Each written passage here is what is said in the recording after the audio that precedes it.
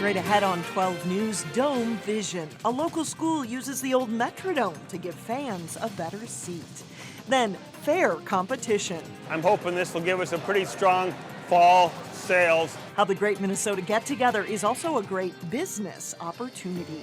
But first, learning about Ebola in the classroom. How schools are tackling fears about the deadly virus that spread through West Africa. 12 News starts right now. Hello and thanks for joining us. Some local schools are teaming up to educate the public about the Ebola virus. They want parents, teachers, and students to get the lesson before school starts. And as reporter Sonia Goen shows us what local schools are doing to ensure students are not stigmatized.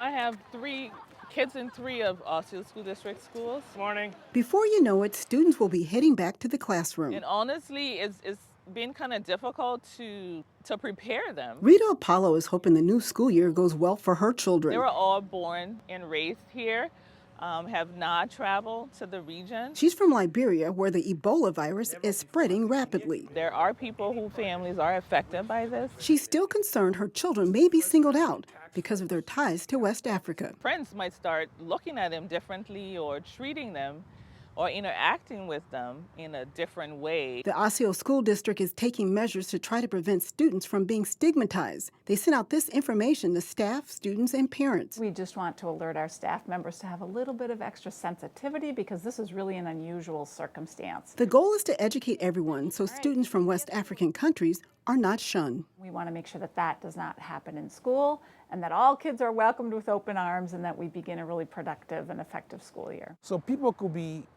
legitimately concerned, but we are concerned that that should not lead to stigmatization. Abdullah Katamba is a member of the Minnesota African Task Force against Ebola. He says there's already been fallout over the Ebola virus. A child was told that we don't know whether your people are affected by Ebola, so we don't want to play with them. Both the Osseo School District and leaders in the community say the only way to beat this thing is for everyone to come together. We're all in this together and we all want a healthy and safe community. According to the Centers for Disease Control, Ebola cannot be spread through the air, nor can you get it by having casual contact with an infected person. Experts also say that the risk of Ebola coming to Minnesota is low. In Brooklyn Park, Sonia Goins, 12 News. Brooklyn Park and Brooklyn Center have one of the largest West African populations in the United States. There is also no approved cure for the Ebola virus. At least 1,400 people have died from Ebola. For most public school districts, the new school year begins next Tuesday. A new year is usually a time of change for students and teachers, and that's especially true in the Wayzata School District. This year, all 11th and 12th grade students will receive an iPad. The district is also growing, adding more than 260 students this year. Wayzata schools will also have 64 new teachers. One reason, of course, is the student population growth. Brooklyn Park Police are looking for 2 men involved in a home invasion. It happened late Sunday night in the 5800 block of 73rd Avenue North. Police say 2 men, one armed with a gun, entered an apartment unit. The resident confronted the men and engaged in some sort of struggle with them before they fled. Police say no one was injured in the incident and they are unsure if the victim and suspects knew each other. Work is well underway on 2 police buildings in 2 local cities. In Brooklyn Park, a $9 million project to renovate the main police station on 85th Avenue started about a month ago. Parking lots have been demolished and the exercise room and heated garage have been removed. Prisoners are being held in Brooklyn Center. When it's done, there will be a heated garage large enough for 40 squad cars and expanded space for evidence. In Osseo, a brand new police addition to City Hall should be ready to move in by December. It's a $900,000 project to replace an outdated farmhouse that has been used as police headquarters. Work will become more visible as steel beams will be moved in place in early September. A Brooklyn Park priest who was 12 days away from retirement has died. Father Edward Sabo died suddenly on August 22nd. He was ordained a Roman Catholic priest in 1968 and had spent the past 4 years as associate pastor at the Church of St. Gerard in Brooklyn Park. Today, church staff members were busy putting together a memorial for Father Sabo. His visitation is tonight at St. Gerard's from 5 p.m. until 7 p.m. and a funeral mass will take place at the church Tuesday morning at 11.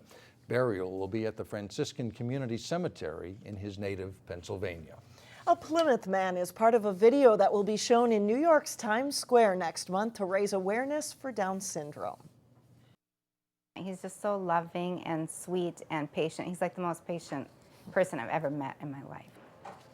Jason Campbell's mom entered him in a photo contest through the National Down Syndrome Society. She submitted a photo of Jason from his 30th birthday party. It was chosen out of more than 2,000 entries. Lisa says she's proud that her son can help put a name and a face to the genetic disorder. I just want to show people that they're, involved in the community and having fun, and, we want them accepted. I mean, they're just like anyone else. Jason is active in Special Olympics, playing softball, basketball, and bowling. He also loves music and movies. He watches his favorite movie, Grease, several times a week. I like his movie taste. That's a childhood favorite. Coming up, when you see food, others see a marketing opportunity. See how the State Fair is used to drum up business. And then later in sports, two of the area's top volleyball teams go head-to-head to start the season. But first, some relief from the humidity. Dropping dew points will make this week feel much more comfortable.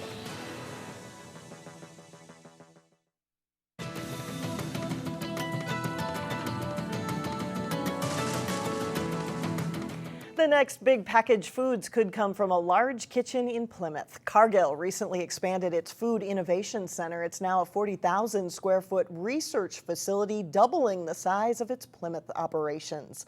The more than $5 million investment aims to produce a wide variety of food research innovations, especially frying oils. Cargill is the maker of Crisco, developed for the food service industry. Chicken wings and now beer and now tacos. Golden Valley-based Buffalo Wild Wings is now in the taco business after it bought a majority stake in Texas-based Rusty Taco. The taco chain recently opened a store in Maple Grove. The CEO of Rusty Taco says the deal will result in an immediate acceleration of the company's growth. And Buffalo Wild Wings is no stranger to buying new restaurant concepts. Last year it bought a majority stake in Pizza Rev, an artisan pizza concept that recently opened 2 locations in the Twin Cities. Food may be a big draw at the Minnesota State Fair, but it's also a business hotspot. It's estimated the State Fair has a $2 million economic impact on the Twin Cities metro alone.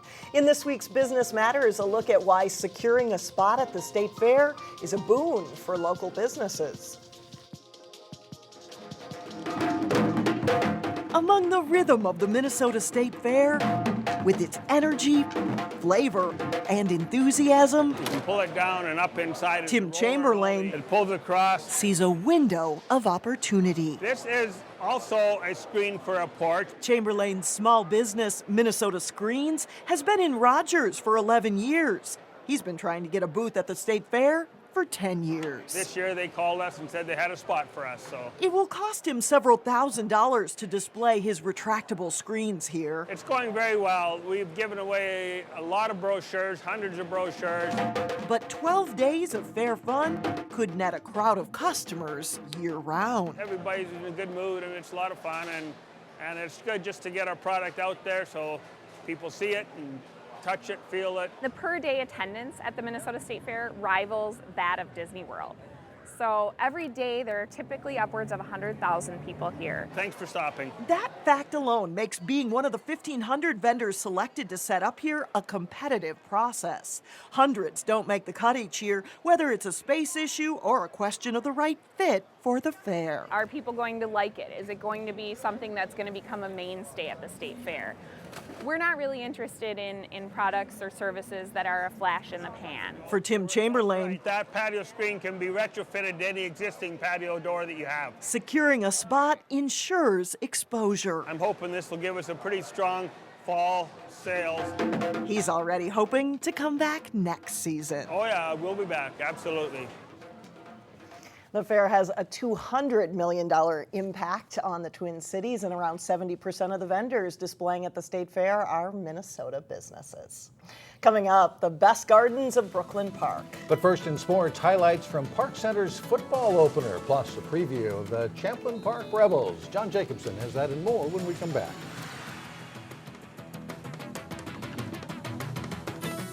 Well, you love volleyball, you gotta love this. This is a really interesting event over the weekend. It is, yeah. First of its kind. They've done this in basketball and now translating it to volleyball, and it was a fun day. It was a great preview and a chance to see some of the state's top volleyball teams all in one day.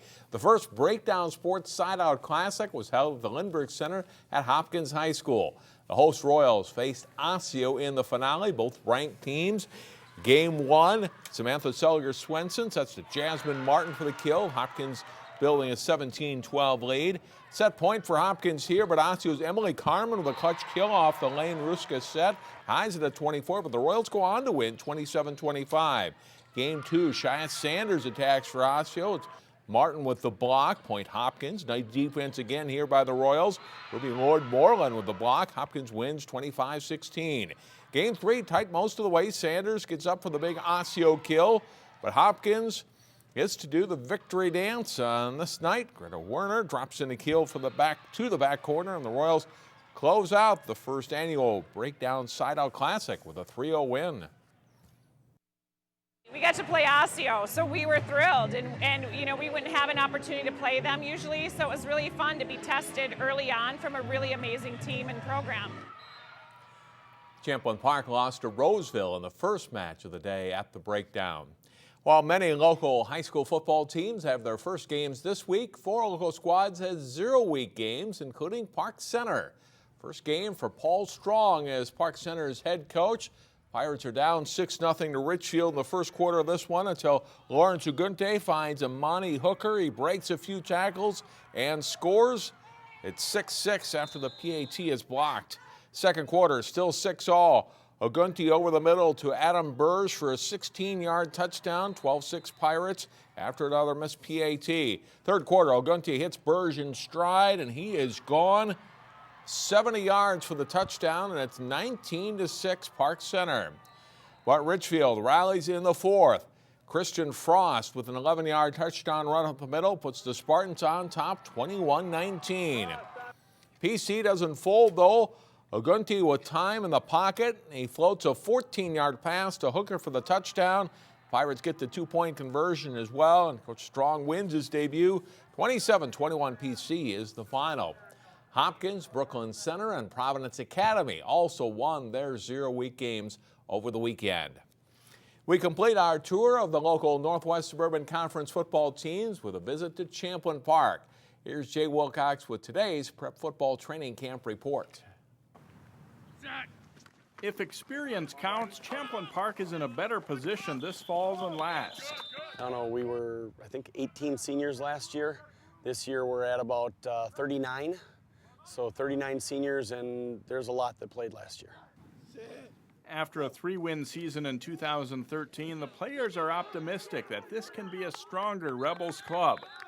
Defense, definitely. We have a lot of returning starters, and then offense as well, really. I mean, O-line is the only place that we lost a lot of guys, but we should be solid everywhere. I didn't really know what to expect for O-line, but this year, seeing the players that come out, players that want to play O-line, I feel like we're going to be really good there. I feel like we should be good backfield-wise because we're pretty experienced back there. But overall, I feel great about how we're looking right now. Key returners for Champlin Park include Jack Darnell, a North Dakota State signee who moves to nose guard this fall. Defensive end Drake Boyer. Good. Linebacker Trevor Long. Wide receiver Marty Hill. Offensive tackle Nick Guzman. And quarterback Max Biegert. Rebels coach Mike Corton isn't big on predictions, but says there's no reason not to aim high. My expectations are really high. I say if we don't go high, if we don't aim for everything, then, you know, you're not going to get there. So, yeah, my expectations are high. They're high every year, and I want the kids to be striving for that. As far as what I'm putting on them, I just want them to play every play as hard as they can. We'll see if this is indeed a bounce-back year for the Rebels. Jay Wilcox, 12 Sports. Here's a capsule look at the Rebels. They were 3-6 last season. Mike Corton starts his 11th year as head coach. 5 offensive and 4 defensive starters are back. Rebels open Thursday at home against Blaine. With the addition of Spring Lake Park and Irondale, the two divisions of the Northwest Suburban Conference will look like this for football this fall. The West Division includes the three District 279 schools, Osseo, Maple Grove, and Park Center, plus Armstrong, Patino Gray, Spring Lake Park, and Irondale. The North Division includes Champlin Park and all of the rest of the District 11 high schools, Andover, Anoka, Blaine, and Coon Rapids, plus Centennial and Elk River. Next year, district football comes to Minnesota. The conferences won't really exist in this sport, so it'll be a little bit different next year, but that's how it'll shape out this fall. All right, thanks a lot, John. Still ahead, Brooklyn Park delivers awards to the city's best green thumbs. And the Metrodome lives on, how it will give fans a better seat at one local school.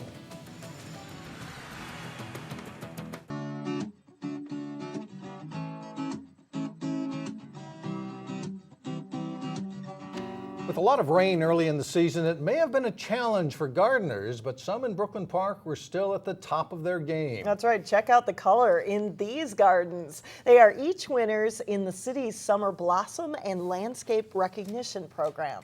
Families compete individually, or you can compete as part of a townhome group or neighborhood garden. Myrna Dahl is the single family grand winner. She and two other grand winners will each receive a $200 Visa gift card, and they will all be recognized at Brooklyn Park City Hall tonight, Monday evening. Well, the Metrodome may be gone, but its legacy will live on at Champlin Park High School. Everyone knows around the area that the Metrodome was taken down here this past year, and so our booster club reached out, our football booster club, to some of our other booster clubs, soccer and other teams that use our stadium, and they were able to purchase some of those Metrodome seats, as you can see behind me. In fact, a total of 52 blue seats from the old Metrodome take up 2 rows in front of the press box at the Champlin Park football field. The booster clubs paid $40 apiece for the seats and installed them last week. Each of the seats has a Champlin Park Rebels logo and M symbol to remind people where the seats came from, and most of the seats even have cup holders. We've seen lots of our parents and elderly members of our community carrying in their own chairs with seat backs, and so when working with our booster club, they said, why not provide some seats that have those backs so that people can sit and enjoy the game and also have that nice comfy seat to put their backs against. The seats will be first come, first serve. Meantime, the school has another 25 Metrodome seats in storage that they may install at a later date.